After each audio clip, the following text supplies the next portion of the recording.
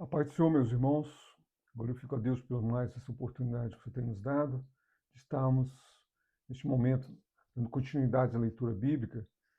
E nessa oportunidade nós vamos estar fazendo a leitura 47, que abrange Levítico 19 e 20, o capítulo 2 de Marcos e também Salmo 36. Então, meu nome é Rogério e neste momento vamos estar fazendo uma oração. Ó Deus amado, te agradecemos, ó Pai, por mais essa oportunidade que você nos dado, que o Senhor venha nos abençoar, nos fortalecer, nos enriquecer com a tua presença e com a tua bondade, ó Deus. Te louvamos, ó Deus, te agradecemos em nome de Jesus. Amém. Então, meus irmãos, nessa leitura bíblica, em Levítico, esses capítulos 19 e 20, eles fazem parte de uma seção desse livro, que é chamado de Código de Santidade. Ele faz parte de uma série de capítulos que falam exatamente de ordenanças com relação a comportamentos, práticas e também punições, penalidades.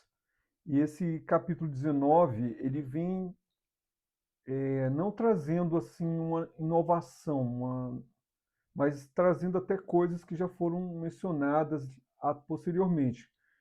Por exemplo, nos versículos de 3 a 18 de Levítico 19, nós temos assim algo muito semelhante ao que já está sendo dito em Êxodo 20, de 2 a 17. Então, assim, a palavra de Deus ela tem essa característica. A gente vê muitas vezes uma repetição, uma, uma, um fortalecimento de algo que já foi dito e até porque a gente sabe que isso até no Novo Testamento, até entre os apóstolos, como João, e vim falar também para a igreja que ele não estava escrevendo coisa nova, mas coisas que eles já sabiam, e era exatamente porque eles sabiam que ele estava escrevendo. Então, por que disso? Porque realmente os argumentos contrários são muito fortes e eles sempre aparecem, no sentido de perverter o que foi ensinado, levar é, os discípulos, a igreja, o povo de Deus, a se desviar do caminho da presença de Deus. Então, a gente vê muitas vezes aquilo que já foi falado, já foi dito, sendo repetido para trazer ênfase e compreensão e fortalecer isso que já foi dito, né? Então, assim, a questão da santidade, a gente vê que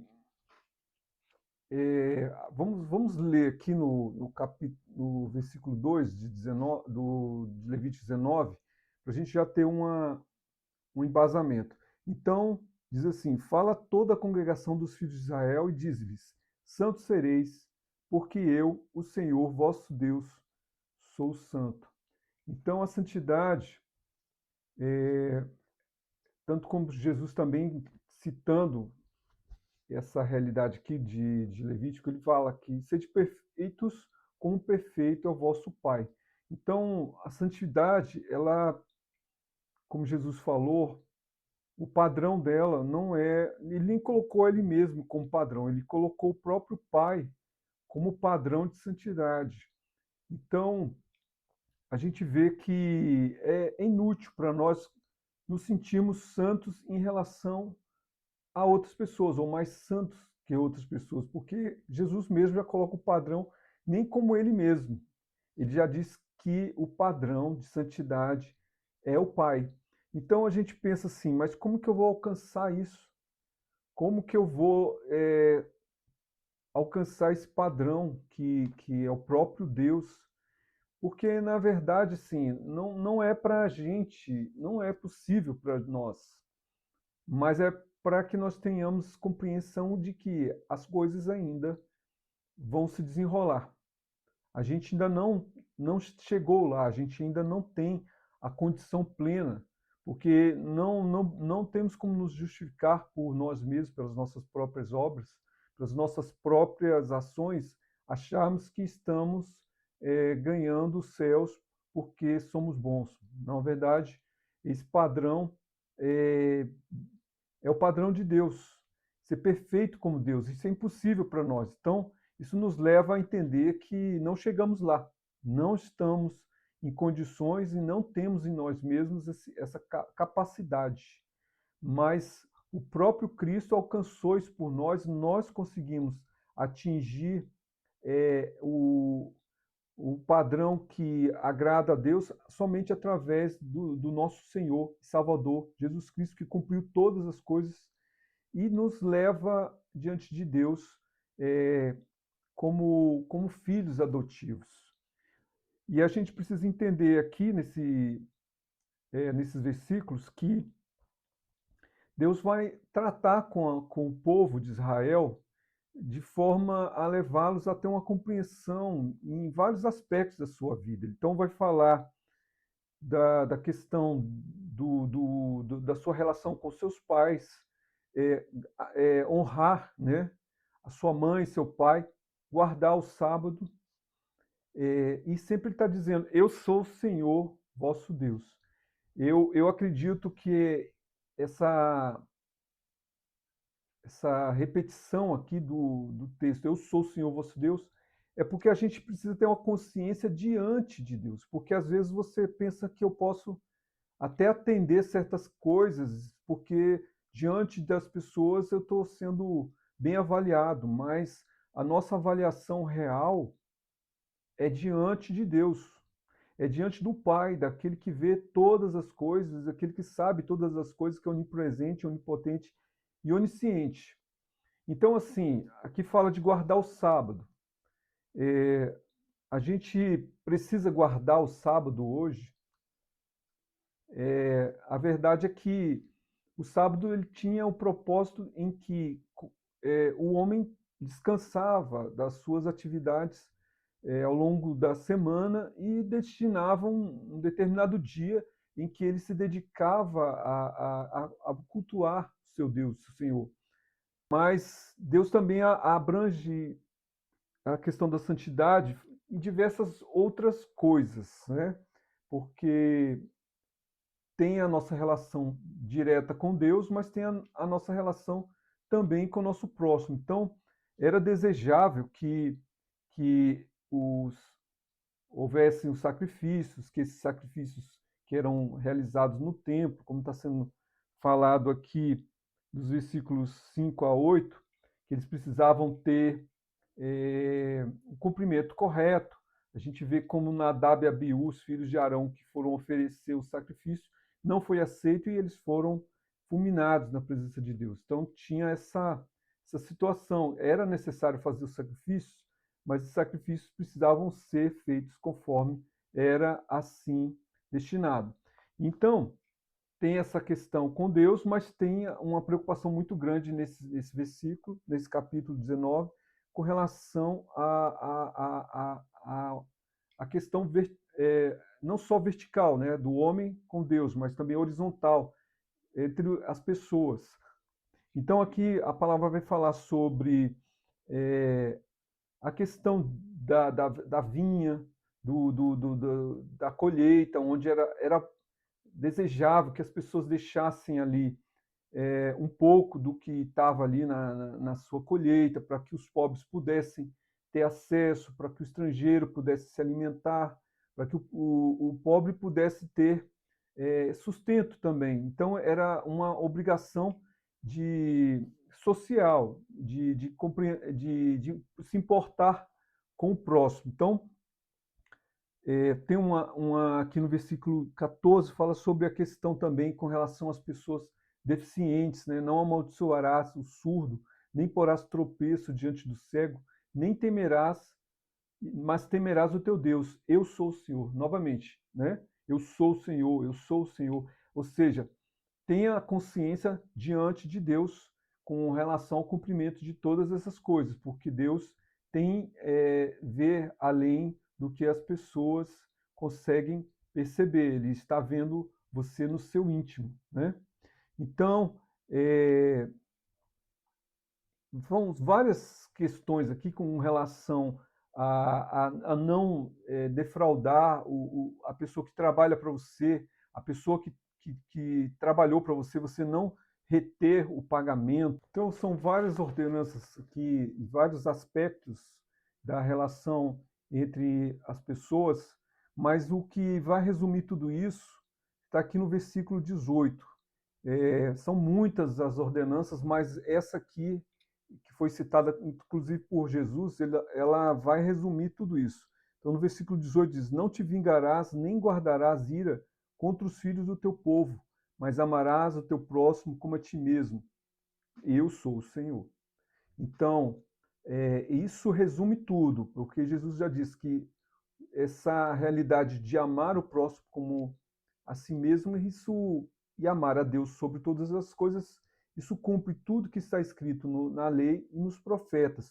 Isso já estava aqui antecipado aqui em Levítico 19, porque ele vai falar sobre é, não em várias coisas com relação às pessoas, mas com relação ao próximo, ele pede que tenha balanças justas, preços justos, éfas justos, não cometer injustiça no juízo, nem considerar porque a pessoa é pobre ou ela é rica, independente disso, deve-se cumprir o juízo, mas o que resume todas essas coisas, todas essas leis, é que nós devemos agir pela atitude de amar ao próximo. Porque se você ama o teu próximo, você não vai procurar defraudá-lo, você não vai roubá-lo, você não vai cobiçar o que ele tem, nem sua esposa, nem tudo, todas as coisas que ele possui, mas você vai agir como se ele fosse, como você faria por você mesmo. Então, vamos partir agora para o capítulo 20 de Levítico 20.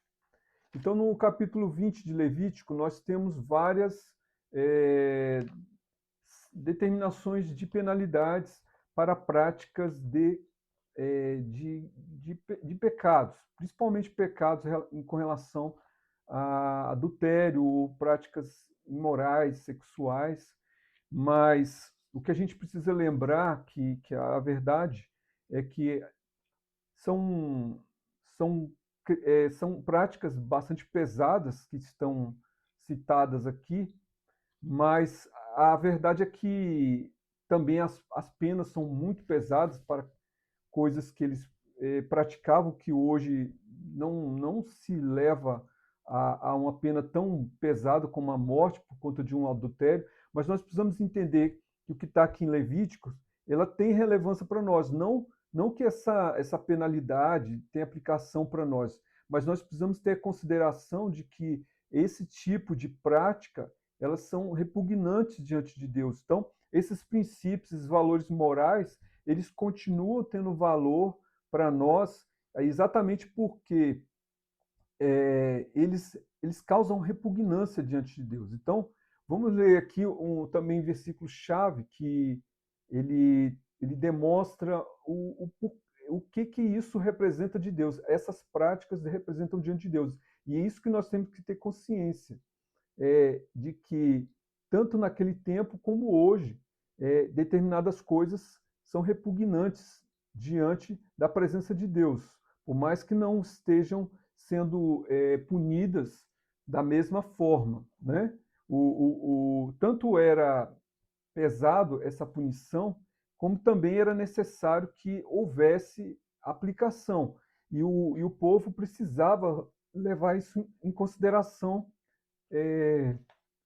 e não ser parcial com relação a essas práticas, né? Mas a questão toda que nós devemos ter é por que nós temos que considerar, e o povo de Israel precisava estar atento a isso. Aqui diz, né, o versículo 22 de Levítico 20 diz assim: Guardai, pois, todos os meus estatutos e todos os meus juízos, cumpri-os, para que não vos vomite a terra para a qual vos levo para habitar. Olha os termos que Deus está usando. que o povo que estava sendo retirado ali, os cananeus, para onde os israelitas iriam, eles foram vomitados dali, por conta das suas atitudes. E aqui, seguindo em frente, e não andeis nos costumes das nações que eu expulso diante de vós, porque fizeram todas essas coisas, portanto, fui enfadado deles. Então, assim, Israel não foi para lá porque era melhor. Eles ficaram 430 anos no Egito, e a palavra de Deus diz que porque ainda a taça da ira de Deus ainda não estava completa, eles ainda estavam chegando ao ponto máximo, realmente, que eles irão ser punidos, de forma tal que eles foram exterminados de forma sem compaixão. E eles foram exterminados exatamente como a palavra está dizendo, por conta das práticas que eles realizavam, né? E essas práticas eram terríveis. Eram crimes, eram pecados de adultério e pecados também de incesto, de pai com filho. Então a palavra de Deus vinha aqui advertir que eles não praticassem essas mesmas obras, como práticas sexuais entre irmãos, entre tios, sobrinhos, entre nora e genro, e, e práticas de homossexualismo, práticas de sexo com animais, tanto homem quanto mulher. Todas essas práticas eles eram punidas com a morte. Morte era algo realmente de pena muito grave. Nós vemos que hoje a gente não tem essa mesma compreensão na sociedade de que tais atos devam ser punidos com a pena de morte, mas nós precisamos considerar que, da mesma forma que esses atos eram repugnantes diante de Deus, eles têm que continuar sendo repugnantes diante de nós, mesmo que nós saibamos que a sociedade de hoje é tão conivente como era os cananeus na sua época. E assim,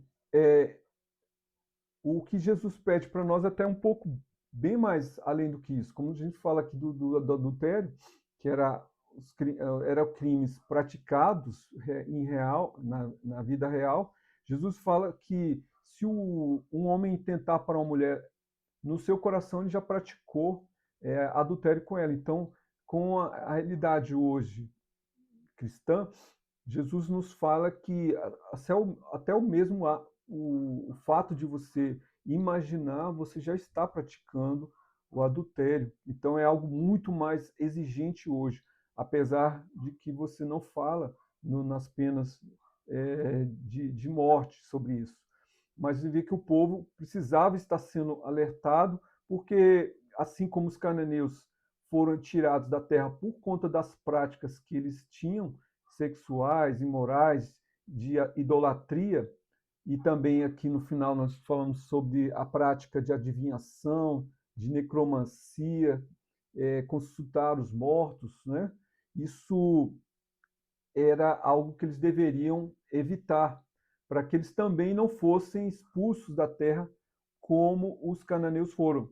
Mas eles esqueceram, sim, desses estatutos que foram repetidamente falados, e Deus fala: eu sou o Senhor, lembra que eu estou vendo, eu sou onipotente, onisciente, mas eles se rejeitaram, e eles também, lá para frente, eles também foram tirados da terra, foram levados para outro lugar, porque rejeitaram a palavra de Deus, né? Aqui vamos então para Marcos 2, nós temos alguns aspectos nesse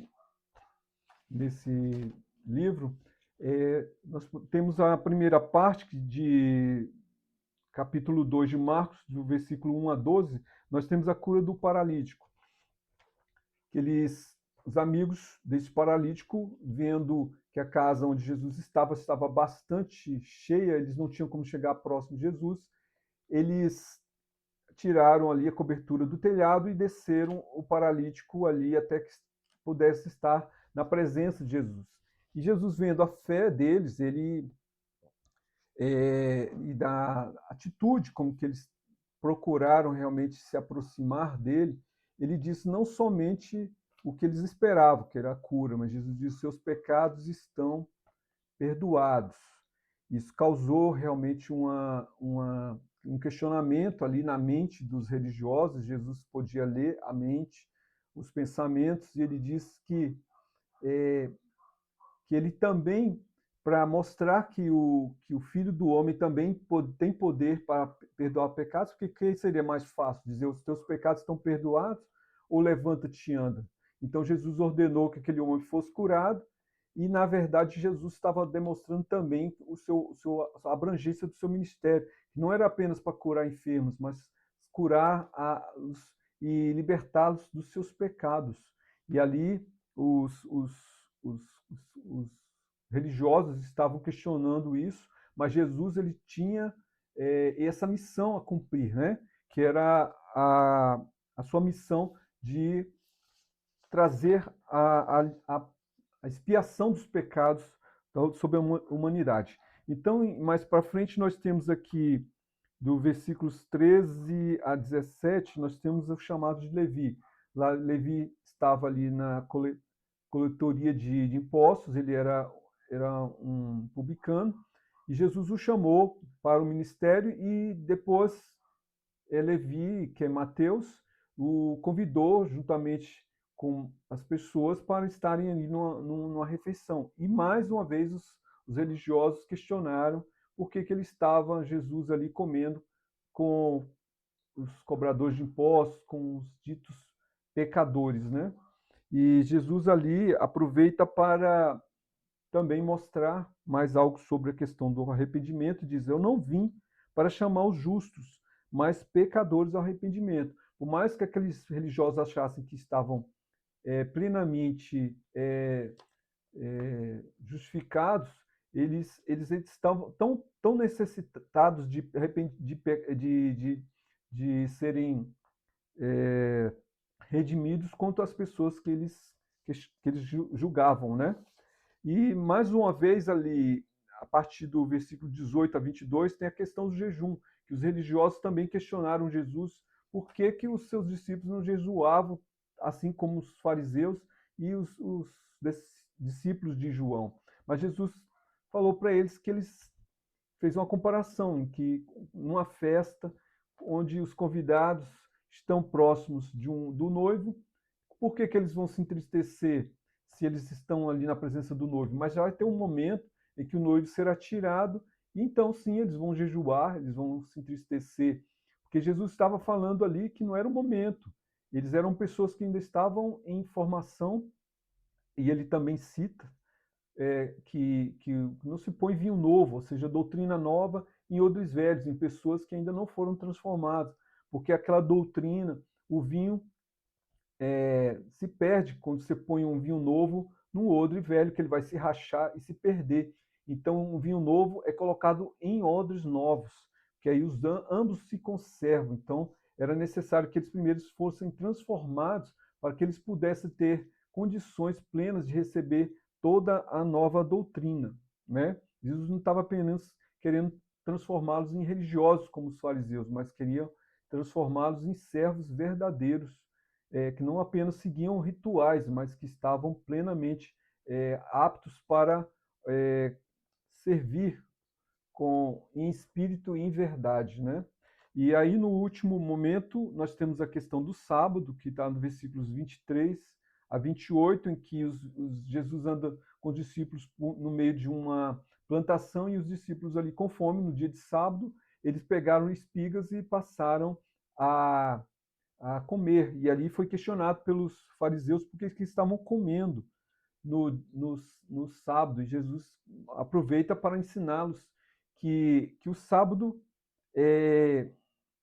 ele está sujeito ao próprio Cristo, né? O sábado tinha seu propósito, mas Jesus ali já é o cumprimento de todo o propósito para que o sábado foi destinado. E ele fala que o Filho do Homem é Senhor também do sábado, que o Filho do Homem é Senhor do sábado. Então Jesus também diz que o sábado foi feito por causa do homem e não o homem por causa do sábado, né?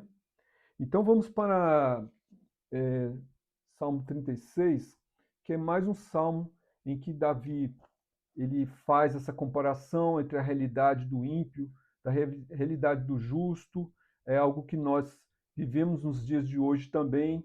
Então ele fala aqui, no versículo 1 de Salmo 36, a transgressão do ímpio diz no íntimo do seu coração, não há temor de Deus perante os seus olhos, que os seus olhos se lisonjam até que a sua iniquidade se descubra ser detestável. Então aqui ele fala da atitude do ímpio, mas tem a atitude, como seria a atitude do justo, né? Que tem a compreensão da graça de Deus, da grandeza de Deus, e como que é a atitude daqueles que reconhecem a Deus, né? Que eles se fartarão da gordura da sua casa e os fará beber da corrente das suas delícias, porque em ti está o manancial de vida e na tua luz veremos a luz. Então, aqui esse salmo é exatamente um paralelo entre as escolhas do ímpio e as escolhas do justo, as recompensas do ímpio e as recompensas do justo. Amém? Então vamos ficar só até aqui. Que Deus nos abençoe. Em nome de Jesus, amém.